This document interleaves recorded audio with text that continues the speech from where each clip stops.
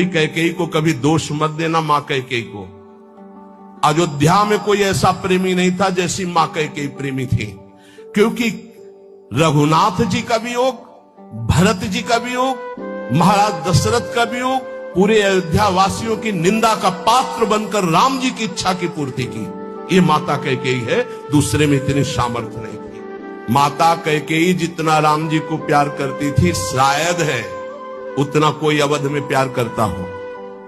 भगवान श्री राम एकांत में माता कैकेयी से कहा, मां मैंने पूरी अवध में देखा है कि आपसे ज्यादा मुझे कोई प्यार नहीं करता, और ये सामर्थ्य केवल अधिक प्यार करने वाले में ही होती है। तो आप मेरे लिए निंदा सहेंगे, मेरे लिए आप अपमान सहेंगे, मेरे लिए पुत्र वियोग, मेरे लिए पति वियोग, ये केवल आप ही सह सकती हैं। इतना त्याग आप कर सकती हैं, मुझे पता है, क्योंकि आप हृदय से बहुत बहादुर हैं। देवासुर संग्राम में साथ गई थी कैकेयी जी महाराज चक्रवर्ती सम्राट दशरथ के।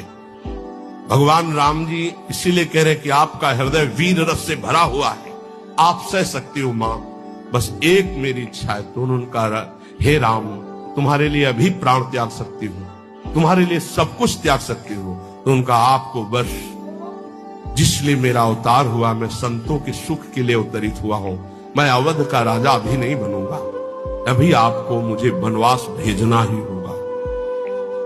मां कैकेयी ने एकांतिक भगवान की आज्ञा का पालन किया, ये ध्यान रखना।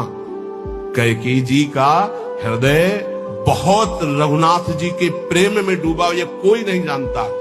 सर्वश्रेष्ठ प्रेम मां कैकेयी का, जिन्होंने अपना अपमान सहा, निंदा सहा, लेकिन राम जी की इच्छा की पूर्ति की। ये अंदर की बात कह रहा हूं। भरत जी ने कभी मां नहीं कहा। जब राम जी वापस अयोध्या आए तो उन्होंने कहा, बेटा तुम्हारी पूरी बात मानी थी, पर मैं एक बात नहीं सह सकती। अपने पति का वियोग सह गए, लेकिन मेरे भरत ने आज तक मां नहीं कहा। बेटा अब मेरी इच्छा एक बार मां कहला दो।